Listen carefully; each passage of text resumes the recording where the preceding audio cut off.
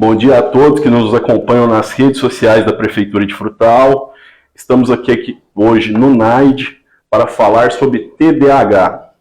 É a semana de conscientização do TDAH, o transtorno de déficit de atenção com hiperatividade. E para falar sobre esse tema, nós temos duas convidadas. A Vanelli Rocha, psicóloga, e a Cleide Damasceno, psicopedagoga. Eu queria primeiro que vocês falassem o que é o TDAH. Bom, pessoal, inicialmente eu agradeço o convite, né, a condição de ser parte integrante do NAID, até porque é fundamental a importância de nós estarmos aqui em função de trabalhar todas as crianças das escolas que têm dificuldade, inclusive essas com TDAH. A gente quer passar para vocês a noção de que as crianças com TDAH, o TDAH é um transtorno neurotransmissor. E geralmente ocorre uma disfunção, né? Uma disfunção neurológica que vai influenciar nas atitudes das crianças, ocasionando, então, o comportamento de impulsividade, de inquietude, de não conclusão das tarefas. E, em função de essas manifestações e outras, a gente precisa orientar aos pais e aos professores, né, de que observem, né, essa condição de que as crianças têm, talvez, de um comportamento visto como não comum, né, e que pode estar influenciando no desenvolvimento global dela, inclusive escolar, tá? Seria mesmo um transtorno neurobiológico com disfunção, tá, dos neurotransmissores. Vanelli, eu queria que você falasse, por exemplo, no ambiente da sala de aula, quais comportamentos tanto o professor deve estar atento, quanto os pais devem ficar atentos, que tipo de comportamento pode demonstrar que a criança tem TDAH? Então, pensa-se que é muito importante, quanto mais cedo, mais precocemente, eu conseguir levantar, né, uma hipótese diagnóstica de algum tipo de transtorno, não só o TDAH, mais cedo eu vou poder intervir e amenizar o quadro, né?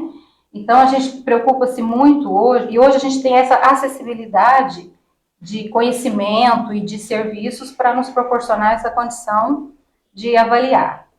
Nas escolas, geralmente é observado comportamentos alterados do tipo: a criança não consegue permanecer na carteira, ela fica inquieta, né? Ela não consegue se concentrar na atividade que está sendo proposta e geralmente ela fica, né, agitada e não consegue concluir. Seria basicamente isso, né? Inquietação e a dificuldade de atenção e concentração. E a gente, só fazendo uma diferenciação. Na clínica eu observo muito a questão hoje, né, no dito comum, todo mundo é TDAH. A criança está agitada, está, né, dando problema na escola, é TDAH. A gente precisa levar muito em consideração que existe uma diferença entre TDAH e uma criança hipercinética. O que seria a criança hipercinética? Então, é a criança sem limite. É aquela criança que ela não consegue concentrar na sala, ela não consegue fazer as atividades, e aí ela quer se dispersar disso, que aí a gente pode observar que pode ser que tenha outro transtorno que não é o TDAH, tá? Pode ser um puro transtorno de comportamento.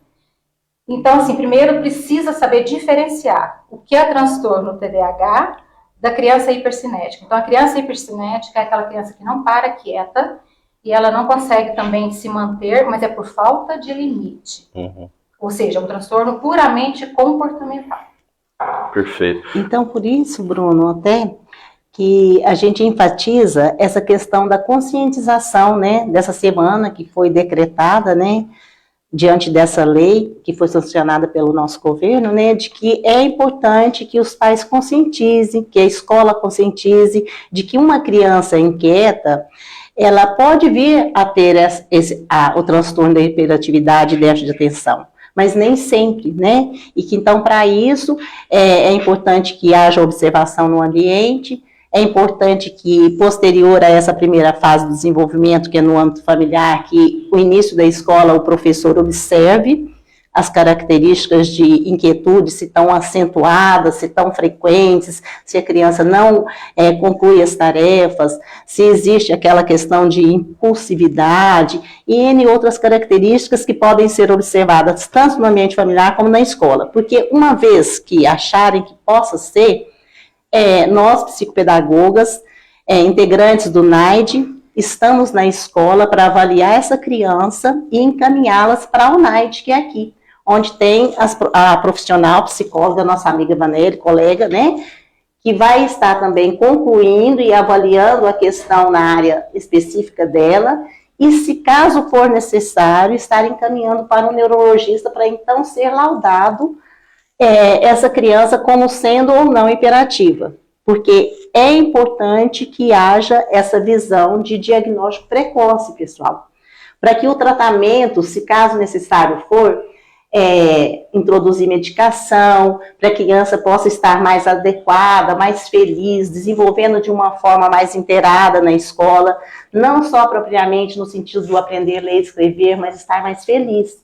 Então, por isso, é que nessa semana da conscientização, nós estamos aqui em função disso, né, para que os pais saibam que, assim, é uma semana na qual a gente possa refletir, né, da importância de observar aos filhos, os professores, os alunos e nós profissionais, com muito cuidado, porque essa criança merece respeito, e inclusive ela tem os direitos, né, assistidos não só por nós, né, que fazemos parte da equipe, mas por uma questão legal também na escola, que elas podem ser encaminhadas para um atendimento integral, que é a salinha do AE.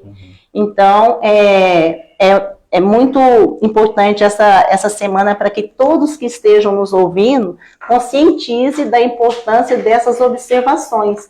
Se as crianças estão inquietas em função de uma realidade, estão inquietas ou com qualquer outra característica imposta, colocada como imperativa, se é realmente imperatividade, como a Vanelli colocou, se é falta de limite. Se essa mãe também não tem características de ansiedade e que esteja influenciando no filho, então tem que ser avaliado todo um contexto para que a gente então possa estar tornando-se concreto uma hipótese diagnóstica de um real TDAH, né? Eu queria que vocês falassem assim, foi diagnosticado uma possibilidade da criança ter TDAH. Quais são os procedimentos que vocês adotam? Quais são os passo a passo que essa criança vai passar?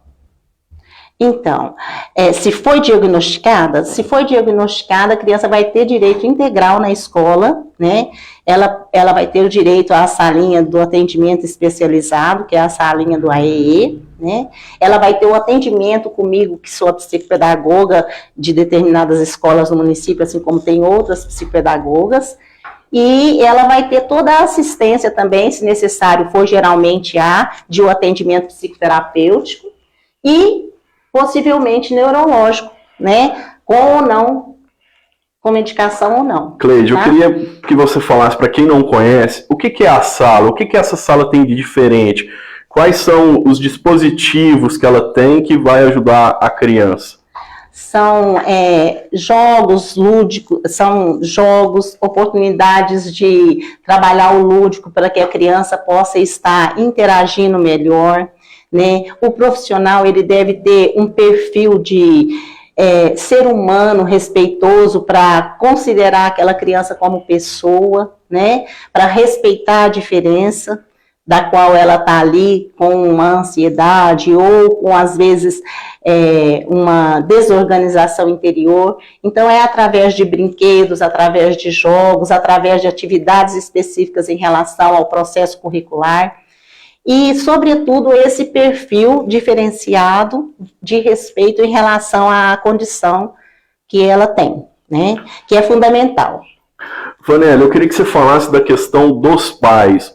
Os pais, quando vocês falam, olha, seu filho foi diagnosticado com TDAH, qual que é a reação deles e se existe um trabalho de vocês fazendo um acompanhamento com essa família também, ou especificamente só com a criança?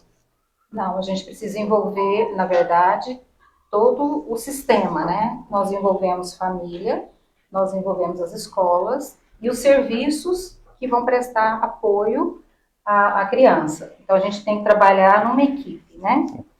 E falarmos a mesma língua. Então, quando a criança é encaminhada aqui para nós, primeiro eu atendo os pais, né? Em primeiro plano. E aí, geralmente, tem pais que têm aceitação e tem pais que têm a negação, né? A gente lida com essas duas situações. Então, a gente faz esse trabalho de conscientização, tenta mostrar o que é, né? Que não é um bicho de 7 cabeças, entendeu? Geralmente, quando um pai recebe um diagnóstico, isso é normal, é natural, né? Gera uma ansiedade, um medo, né? Nossa, e agora? O que eu vou fazer, né, com essa situação? Então, a gente primeiro acolhe, né? Orienta, mostra o que é, como que vai ser o processo, né? Sabe-se que o transtorno de TDAH, ele tem um início, né? Vamos dizer assim, mais dito grave, né? Que esses comportamentos impulsivos, agitação, falta de concentração. Só que no decorrer do tratamento, precocemente falando, a criança na adolescência e vida adulta, ela vai desenvolver um processo dito natural, correto? Nós temos aí grandes celebridades que têm transtorno de atenção e hiperatividade, né? Walt Disney, Bill Gates, Thomas Edison, que foi o criador da lâmpada, do relógio, acho que do barco, né, do motor, Sabrina Sato, Fiuk. A gente for ver que tem bastante, uma galera grande de pessoas que foram diagnosticadas com TDAH, fizeram acompanhamento e tem-se uma vida dita normal. Porque, né? Sobretudo, o transtorno TDAH, ele não requer um déficit de inteligência, né? Então, é importante que a gente trate isso com muita naturalidade, né? Com muito respeito, porque eles não são propriamente vistos como menos inteligentes, né? Isso não tem em lugar nenhum determinado dessa forma. E o TDAH, ele acomete de 6 a 10% das crianças, tá? Então, assim, é um índice relativamente significativo, tá? E ele acomete também mais meninos, tá? Existe um estudo em cima disso, mas não quer dizer que meninas não possam vir a ter. Vocês conseguem quantificar hoje quantos alunos com TDAH tem na rede municipal de ensino? Vocês têm esse levantamento? Poderíamos conseguir isso para você, mas, né? Assim, mas de agora não, eu imagino que considerando essa condição que ela mesma falou, eu imagino que de 3 a 5% das crianças, não nesse total. Na minha demanda, de 3 a 5% das crianças tem TDAH. Perfeito. Eu queria que vocês falassem um pouco, não sei se é o termo correto, tratamento. Como é que se dá o tratamento? É medicamentoso? São comportamentos? São didáticas? Como é que é para se tratar o TDAH, se é que existe tratamento? Bom, em relação ao tratamento, enquanto psicopedagoga, eu considero que seja importante essas atividades todas que eu coloquei, em relação a um perfil de respeito, inicialmente, posteriormente, de orientação aos pais, para que eles também tenham isso em relação às crianças, porque isso faz parte do tratamento, a orientação aos pais. Uma mudança de hábito no âmbito familiar, porque a influência do TDAH, ela pode ser aumentada ou não, diante do contexto do qual a criança está inserida. Que comportamentos podem aumentar, potencializar o TDAH? Isso. A questão de um ambiente conflituoso, de mães ansiosas, sabe? De pessoas, às vezes, com agressividade, ambientes desajustados e pais ansiosos, e também com características de TDAH, vão, consequentemente, influenciar ainda mais o quadro do filho. Por isso, então, é que a gente tem que buscar a origem. Como é que é esse ambiente, né? Será que essa mãe também não está não limitando o filho, como a Vanelli disse? Talvez uma superproteção também possa ser uma característica de crianças que possam ser vistas, né, entre aspas, como tendo TDAH e são só superprotegidas e não limitadas. Então, o processo de tratamento, ele é um processo bastante contínuo, né?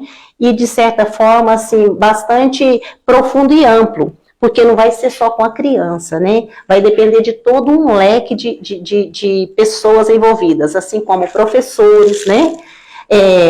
Toda a população escolar, gente. Quando a criança tem qualquer transtorno que seja, todos os envolvidos devem ser trabalhados, né? E tudo numa questão de respeito, de consideração e de auxílio na área específica da qual cada profissional é capaz, né? Mas é mais ou menos assim. E aí, Bruno, o que pode agravar um quadro de TDAH é justamente o não diagnóstico. Ou seja, quanto mais tempo essa criança ficar sofrendo repressões, críticas, esse sofrimento, que isso vai gerar um sofrimento nela. Então, quanto mais tardio eu fizer uma hipótese diagnóstica do quadro da criança, mais vai agravar esses comportamentos. Eu queria que você falasse muito disso, porque você enfatizou muito a questão do diagnóstico precoce. Uhum. Se isso não ocorre, o que isso pode trazer de problemas a mais para a criança? Agravar o TDAH. Então, se esses comportamentos eram, minimizados, né, no início, e eu deixo isso permanecer durante anos e anos, vamos imaginar que essa criança começou a ter essas alterações de comportamento aos 3, 4 anos, vamos imaginar. Uhum. E eu demoro a diagnosticar lá para os 12, 15 anos, ou seja, essa criança ficou durante 8, 9 anos, né, com esse transtorno, e ela conviveu com isso, né, e logicamente ela sofreu várias repressões. E isso vai agravar esse quadro. O que eu queria te perguntar é mais especificamente o seguinte: se o não diagnóstico do TDAH pode gerar outros transtornos, outros problemas para a pessoa? A gente chama de comorbidades, né? Uhum. Por exemplo, existem crianças que têm TDAH e têm como comorbidade retardo, que aí sim nós vamos ter um transtorno de inteligência, se existe essa associação, né? Tem crianças que têm, além do TDAH, o transtorno de ansiedade, então assim, que é muito comum, tá? E pode desenvolver também depressão. Perfeito. Certo? Porque ela vai sofrer depreciações, ela vai sofrer exclusões, né? Então isso tudo pode gerar aí outros transtornos além do TDAH. E sobretudo também, Bruno, se uma criança ela tem como características do TDAH um déficit de atenção, se não cuidado, não observado, pode desencadear uma impulsividade e uma hiperatividade. Sendo que, se observado, isso não vai desencadear. E, consequentemente, se desencadeia uma hiperatividade, uma impulsividade, ocasiona indisciplina. Você falou em questão a escola, né? Uhum. Então, por isso é que é importante, porque às vezes é uma questão simples de ser resolvida, e se precocemente for observado, não vai desencadear a questão da impulsividade, da agressividade, um possível desempenho baixo na escola, uma indisciplina, e aí inadequação na relação com os colegas, e isso tudo de certa forma, meio que como uma engrenagem, né? Então, é importante para que isso seja impedido através desse diagnóstico precoce, né? Perfeito. Apesar do nosso foco aqui ser a criança, eu queria perguntar o seguinte: a pessoa com TDAH, ela precisa ser acompanhada pelo resto da vida? Ela vai ter esse problema para o resto da vida? Como é que é? Ou ela vai criar mecanismos que o TDAH já não vai influenciá-la tanto? Como é que é esse processo? Então, a pergunta foi muito imbecil. Não, de forma alguma. Não, é porque é uma preocupação, a pergunta foi ótima, é uma preocupação dos pais, inclusive.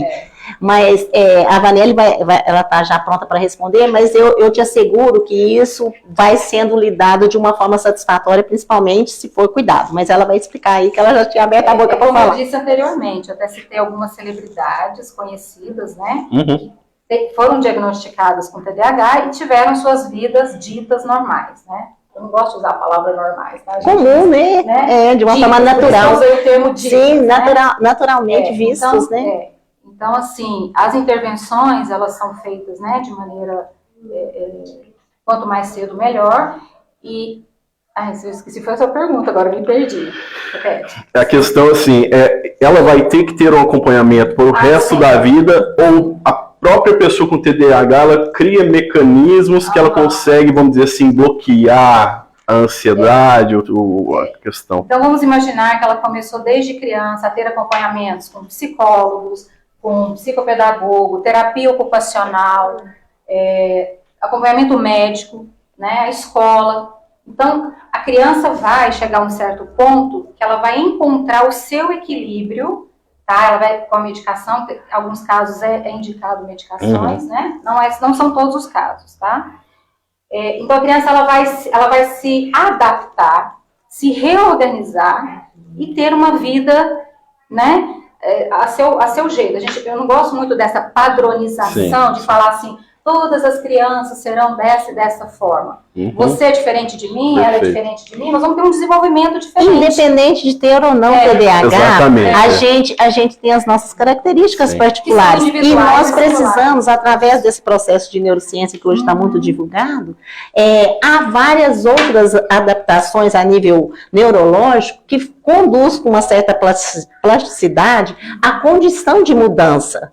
Então, com certeza, essa pessoa, se for inicialmente tratada, ela vai conduzir a vida assim, sabe? A gente, pelo menos, tem que querer ver dessa forma também, né? Eu acho que essa é uma postura que eu tenho, porque isso é animador, né? A gente ter o pensamento positivo, inclusive com essas pessoas que têm TDAH, é uma das formas de trabalhar, é o reforço positivo, né? Acreditando na condição que ela vai ser capaz de conduzir dessa forma que você está colocando aí em sua dúvida, né? Conduzir de uma forma normal, entre aspas. Então, isso tudo é importante ser trabalhado também, a forma positiva, tá?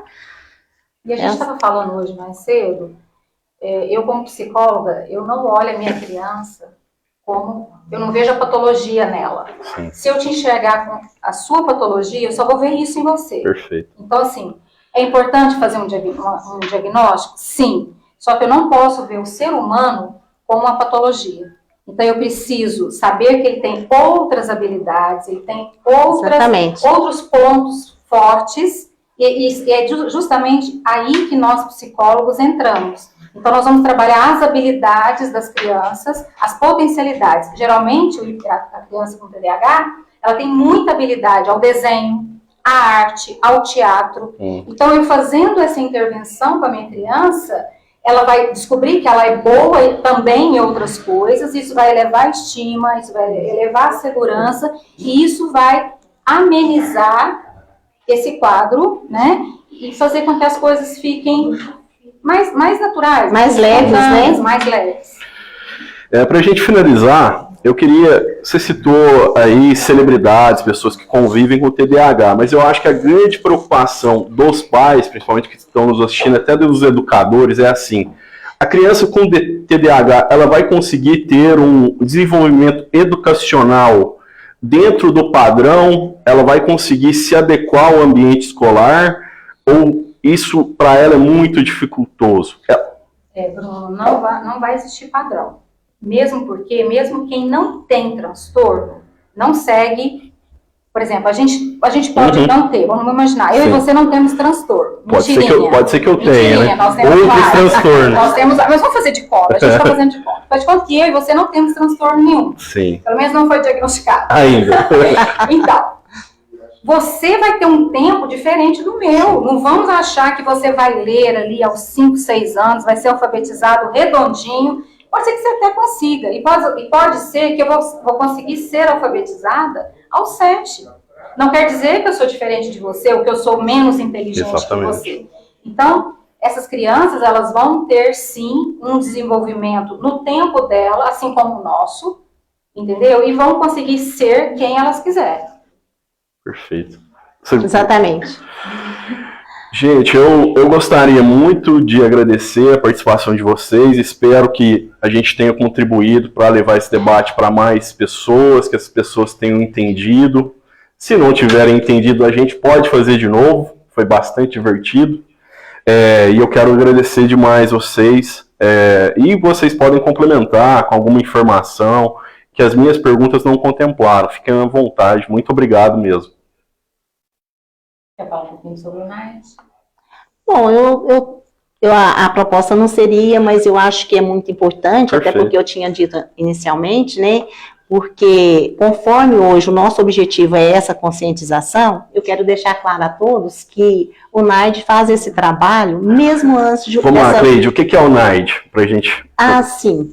O NAID é um núcleo, né, que dá apoio às inclusões, né, e às divergências e aos direitos humanos. Então, esse núcleo, ele faz parte da Secretaria da Educação, que nós temos o nosso secretário, Marco, né, e as nossas coordenadoras, Abigail e Analice, que através delas nos repassa, né, a condição de estarmos nas escolas e favorecendo essas crianças. Então, por isso, é importante a gente enfatizar aos pais e a quem nos está ouvindo, a importância de que nós estamos na escola fazendo cumprir uma lei que agora foi recentemente decretada e que nós, né, da equipe da educação, através de todo o município, né, da nossa cidade, estamos aqui prestando essa condição de atender esses alunos com muito carinho e com muita presteza, favorecendo essa questão do diagnóstico precoce, da qual a conscientização dessa primeira semana de agosto tem sido enfatizada, que é a condição de conscientizar a todos sobre os transtornos, né, da hiperatividade. E a importância da inclusão. Né?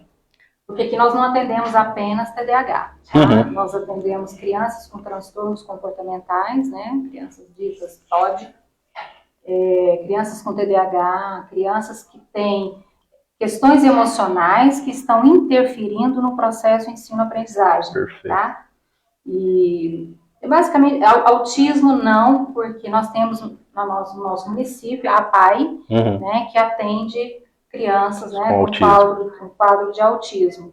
Então, assim, basicamente o nosso público... E tem as salinhas também, né, do AEE nas escolas que atendem crianças autistas. Eu queria que você falasse isso, isso é importante. Toda escola, todo CMEI tem essa sala? Quais são as escolas que têm essa sala?